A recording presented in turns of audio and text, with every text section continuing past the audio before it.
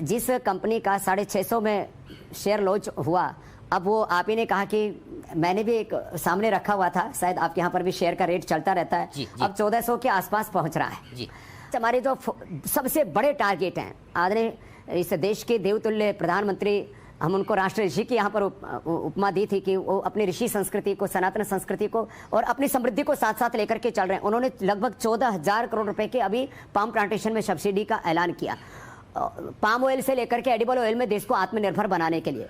और एक पहला प्रधानमंत्री जिन्होंने वोकल फॉर लोकल और लोकल को ग्लोबल बनाना है, और उस दिशा में पतंजलि फूड्स और अभी तो पतंजलि आयुर्वेद, पतंजलि वेलनेस, पतंजलि मेडिसिन, पतंजलि परिधान, पतंजलि परिवहन, एक आगे लिस्टिंग की प्रक्रिया भी मैं इतना कह सकता हूं कि आने वाले 5 सालों में करीब 5 लाख करोड़ रुपए की राष्ट्र की आर्थिक समृद्धि में, कैपिटल मार्केट में योगदान पतंजलि का होगा। उसका पूरा मास्टर प्लान हमारे सामने है। और इसमें जो पतंजलि फूड्स, जिसका आज मार्केट कैप 50,000 करोड़ से ज्यादा क्रॉस किया है, पहले तो भगवान के चरणों में प्रणाम, पुनः इस देश की जनता को प्रणाम कि एक अकिंचन से सन्यासी को ये सौभाग्य दिया कि मैं इस देश की समृद्धि में योगदान दूं। लाखों को हमने स्वास्थ्य तो दिया, लेकिन अब लाखों करोड़ों लोगों को समृद्धि भी दे रहे हैं। और इसको हमने चरितार्थ किया है कि हम आने वाले समय में हमारे पास कम से कम पहले 2-4-5 करोड़ रुपए कैश फ्लो हमारे हाथ में रहेगा। और उससे हम सबसे बड़ा जो मैंने कहा कि प्लान जो हम करने वाले हैं वो करीब 15 लाख एकड़ से ज्यादा पाम प्लांटेशन और 5 से 7 सालों में करीब 2,000 करोड़ रुपए का ईयरली उसके ऊपर रिटर्न, माने जो हमारे जिसको एबिटा कहते हैं, एबिटा में 2000 करोड़ प्लस जो है वो हमें पाम प्लांटेशन से मिलने वाला है।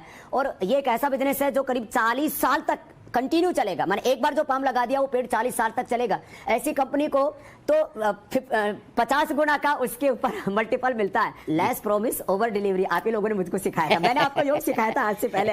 2047 में जब देश का शताब्दी वर्ष मनाया जाएगा ना, उसमें कम से कम हिंदुस्तान के यदि 4-5 नाम लिए जाएंगे तो एक नाम पतंजलि का होगा। पहले तो एफपीओ लेके आए थे, फॉलो ऑन पब्लिक ऑफर, अब आईपीओ लेकर के आएंगे पतंजलि आयुर्वेद का, आईपीओ लेकर के आएंगे पतंजलि वेलनेस का, आईपीओ लेकर के आएंगे पतंजलि मेडिसिन का, और आईपीओ एक और आ जाएगा पतंजलि के जो चाहे परिधान है या परिवहन है या हमारे पतंजलि ऑर्गेनिक जो बिजनेस है, माने पतंजलि की कम से कम 5 कंपनियां लिस्टिंग के इस प्रक्रिया में आएंगी।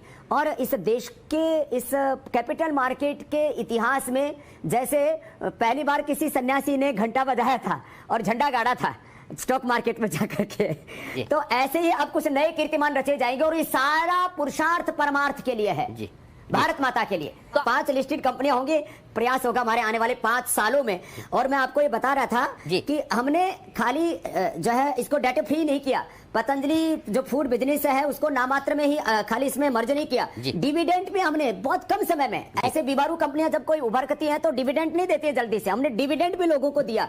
और आगे इतना कुछ देने वाले हैं, कोई प्रलोभन नहीं दे रहा हूं, लेकिन एक नियत है कुछ अच्छा करने की, जज्बा है, और काम के अलावा और कोई काम ही नहीं है, बस एक ही संकल्प है, सुबह से शाम तक स्वकर्मणातम अभ्यर्चसेन क्रतुना सम्मदेता है, मेरा कर्म मेरी पूजा बन जाए, ये भारत माता मेरा मंदिर है। और इस मंदिर की शोभा बढ़ाने के लिए, इस देश को समृद्धि और संस्कारों के उच्च शिखर पर ले जाने के लिए मैं क्या कर सकता हूँ, उसमें लगा हुआ